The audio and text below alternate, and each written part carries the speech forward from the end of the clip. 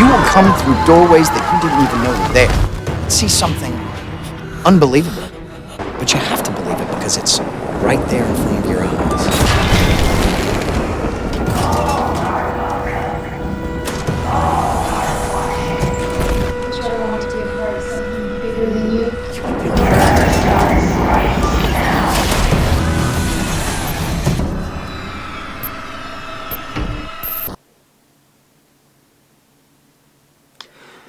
Before we begin, I'd like to lead you all in prayer.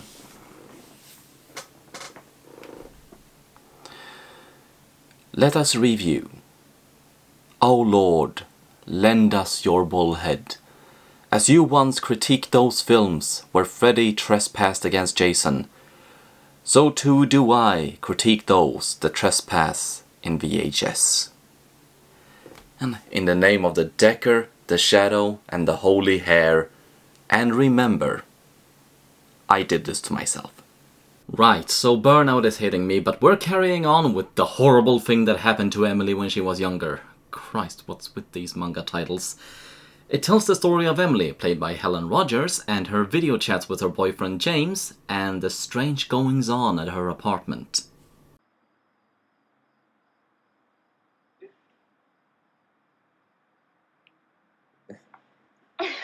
Lovely boobies. Boring people. Initially, the short reminds a lot of Second Honeymoon, with Emily and James feeling a lot like real people, but it doesn't take it to the same extreme of tedious normalcy. They talk about what couples do, James's studies in Michigan and Emily settling into her new apartment, brief updates to their lives before the conversations turns out of the ordinary, with Emily telling James that for the last few nights she's been hearing footsteps. Being a doctor, James hears her out, but drives her towards rationality. Urgently so, zooming in on her, describing the experience as if dreaming while awake. I mean, it sounds like you were asleep. Okay, well, next time it happens, I'll call you and you can watch me and maybe I'll be brave enough to open the door. Okay. Sensible. Reasonable. Immediately getting evidence if something is happening to you, immediately finding out. I'm not used to horror movie characters acting reasonable. That very night it happens again. Emily calls James up to listen and show. The door handle is twisting as if someone is trying to get in. She's gonna open it. She says it calmly and with reason to show James what she deals with, even as he pleads her not to for fear of the intruder. But when she opens the door, all that meets her is the empty hallway. There truly was no one there. You can't be brave without being stupid, which is why it's always better to be a coward. It feels really familiar. Remember the first time that you got transferred off the base when your father got transferred to Fort Leonard Wood? I was like 12. Now is the first time we've been apart since high school, and I just Emily! I would find that completely horrifying.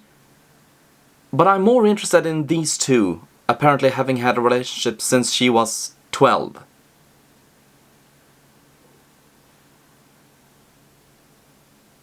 He knew her father. He's now her therapist. She began by showing him her boobs.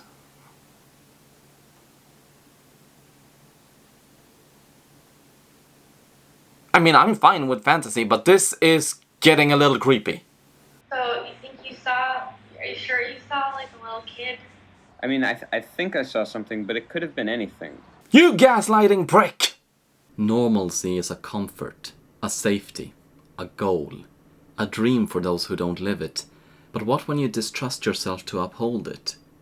Friends and family, your loved ones, is who you turn to. The people you trust become your lifelines to normalcy. A subdermal bump distracts Emily. She shows her arm to James, but he doesn't see anything.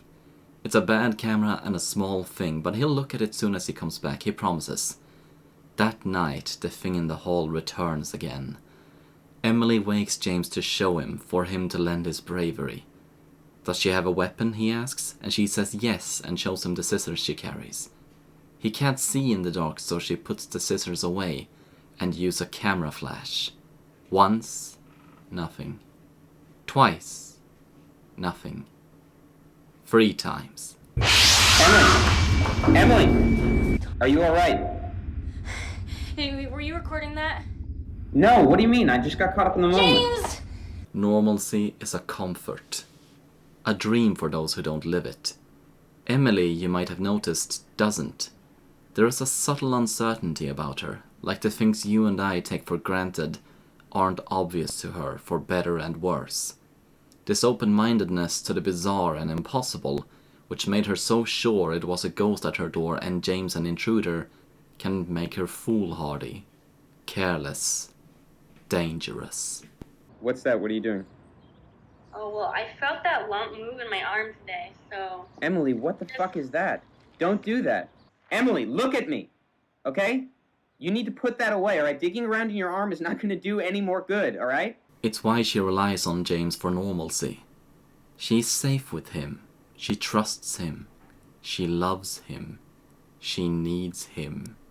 Her doctor, her confidant, her boyfriend, her love. Who decides what is and isn't safe? Who decides when she can trust herself? Yet again, Emily wakes James. Yet again, he needs to be her eyes. Literally, as she plans to confront the ghostly child.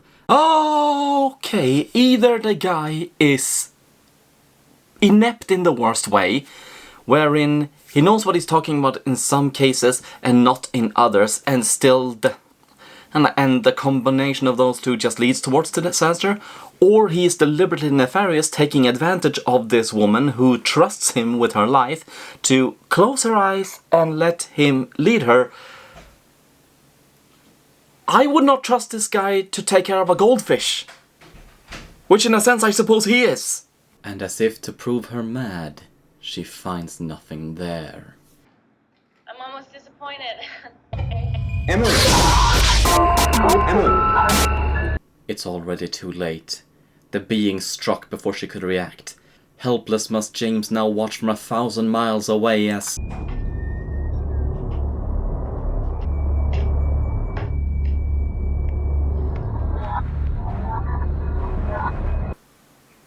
What in the alien autopsy is going on? From behind the door, James manifests. He ignored the childish visages and turned to the unconscious Emily. A scalpel parts her skin and lets it yawn open for James. His hand descends inside her body, digging through her skin and stomach until he finds a fetus. Well, I suppose that answers the question of whether or not he's nefarious. I'd still like some context, please. Wobbled, sourceless speech disrupts the recording.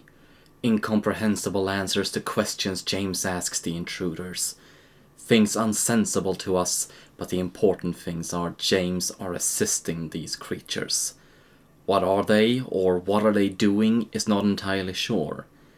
Emily is an incubator for hybrid species between them and humanity, and James is tasked with keeping her in the dark. She can't know what happened. She can't know how she got these wounds. She can't know James was here. I'm just gonna have to break some bones. I'm gonna kill him, that's it. I'm gonna kill him. I'm coming for you! Brutalized, Emily calls James. Time has passed, uncertain how much. Her arm is healing. The doctors are nice. She's been diagnosed as schizoaffective and woefully weeps about how James deserves a normal girlfriend, while he assures her he would never leave her.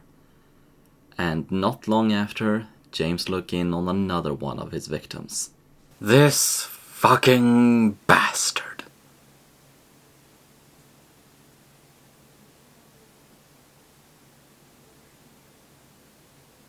This is probably among the best FF films I've ever seen.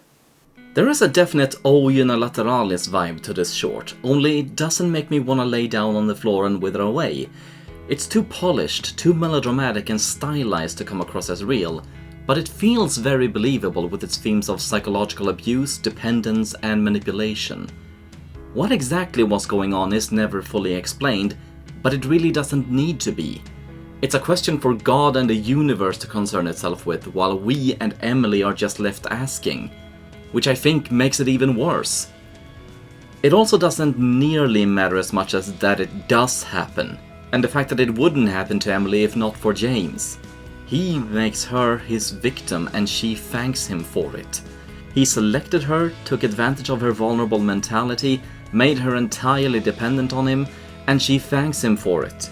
It's an incredibly twisted story that doesn't entirely click into place until James bursts through the door at the end, and all the relevant questions are answered. It's a fantastic photograph of what emotional and physical abuse might look like, with a twist that might seem unnecessary, but does give fools like me who get bored watching pure drama something to chew over. It's a powerhouse of VHS and found footage cinema, and I highly recommend checking it out.